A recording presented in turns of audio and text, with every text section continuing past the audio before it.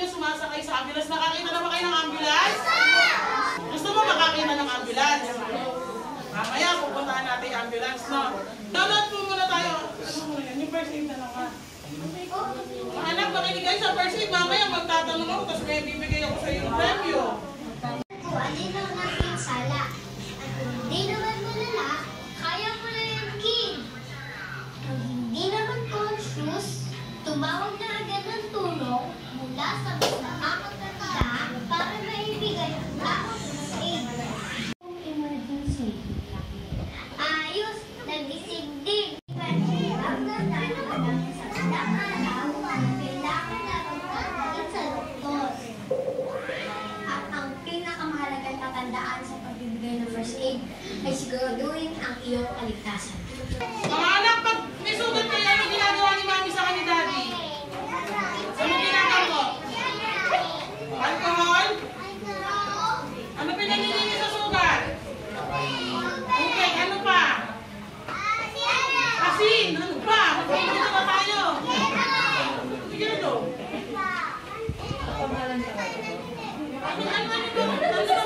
Ano pinagagamot sa sugat mo ng mami mo, sa daddy mo? Kumbaga, pagkagamit sa isang tao, opo, sa probinsya ni Teacher Olive. Dito po sa probinsya ko, alam nyo naman po, alam ko naiintindihan niya. Ito po, nakasulat naman dyan kung paano nyo ikakabit.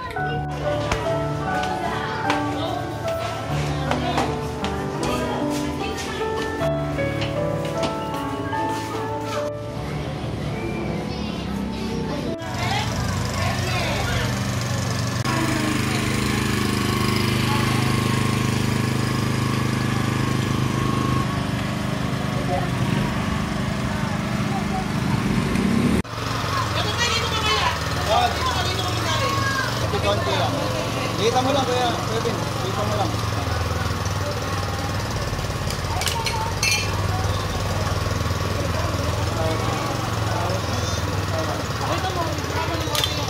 Ayan po, spreader po ginagamit po kasi ito sa pag-entry ko sa sasakyan.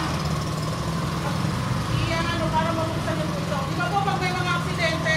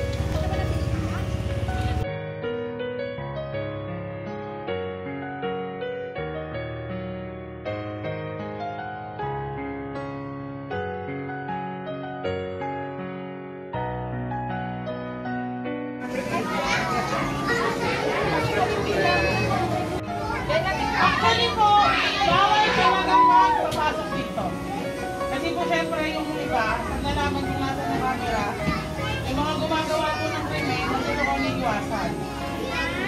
Ang pulis po, bago makapasok dito, ay kailangan pa po ipaalam. Even po si Mayor, hindi po namin basta-basta pinapapasok din dito. Kasi po ano talaga to, kaya nalagay sa port court kasi po para hindi po maano. Ang pinaprotektahan po. Pag meron po kayong gustong pa-review, pupunta po kayo sa tanggapan namin sa office para makita po kung isang lugar. Iba po kasi na-down eh. Ano po isa lang yung operator? Ano po silang duty dito? Tapos sa bago na po sa duty, nag-training up po iba. Tumawag po kayo sa 911, sila po yung nakakasagot. Kaya po kung yung iba po nakakilala nyo, huwag din na po kami siguro makakaway ng operator. Kasi ginagawa lang po mo at recorded kasi yung tapuhan. Sabi natin eh, syempre sila po kasi nag-i-dispatch kami sa baba. Yan po yung akin, CCTV kami po yung mga isang yan, yun po yung umupo sa aming opisina. Rescue po sa baba po kanina nandun po yung aming radio operator. Pinakita niyo po yung CCTV, okay po kayo. Ako nakikita niyo kung saan kayo nakatalaga. Hindi nakikita pag nakikita niyo yung CCTV. Video ng mga bata sa CCTV.